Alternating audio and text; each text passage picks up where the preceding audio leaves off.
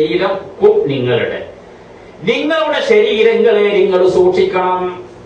വഅഹ്ലീകും, നിങ്ങളുടെ കുടുംബാദികളുടെ ശരീരങ്ങളെയും നിങ്ങൾ സൂക്ഷിക്കണം. നാറാ, നരകാഗ്നിയിൽ നിന്ന്.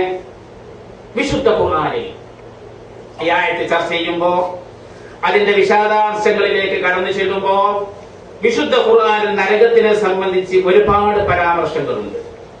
ഖുർആനിൽ ചില സ്ഥലങ്ങളിൽ അല്ലാഹു തആല ജഹന്നമ് എന്ന നരകത്തെ സംബന്ധിച്ച് പറഞ്ഞിട്ടുണ്ട്. ലവാ എന്ന് ഖുർആനിൽ നരകത്തെ സംബന്ധിച്ച് അല്ലാഹു തആല പറഞ്ഞിട്ടുണ്ട്. കല്ലാ ഇന്നഹാ ലവാ നസാഅതൻ ലിശ്ശവാ.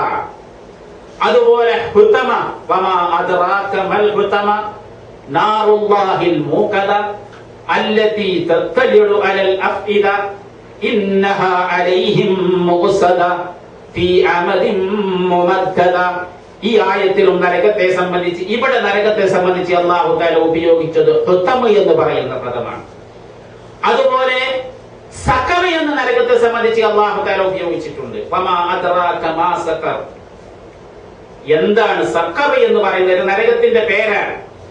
അപ്പോ നരകത്തെ സംബന്ധിച്ച് ജഹന്നമി എന്നും ലവാ എന്നും ഹുതമ എന്നും സഖർ എന്നും, അതുപോലെ തന്നെ ജഹീം, കൂടുതൽ സ്ഥലങ്ങളിൽ ജഹീം എന്ന് അല്ലാഹു തആല ഉപയോഗിച്ചിട്ടുണ്ട്. അതുപോലെ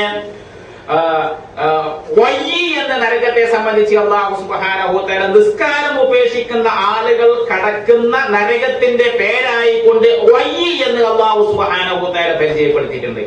അങ്ങനെ ഖുർആനിലും ഹദീസിലുമായി വ്യത്യസ്ത പേരുകളിൽ നരകത്തെ സംബന്ധിച്ച് അല്ലാഹു സുബ്ഹാനഹു വ തആല പരിചയപ്പെടുത്തിയിട്ടുണ്ട്. എങ്കിൽ ഇവിടെ അല്ലാഹു സുബ്ഹാനഹു വ തആല ഉപയോഗിച്ചിരിക്കുന്ന പദം നാറി എന്ന് പറയുന്ന പദമാണ്.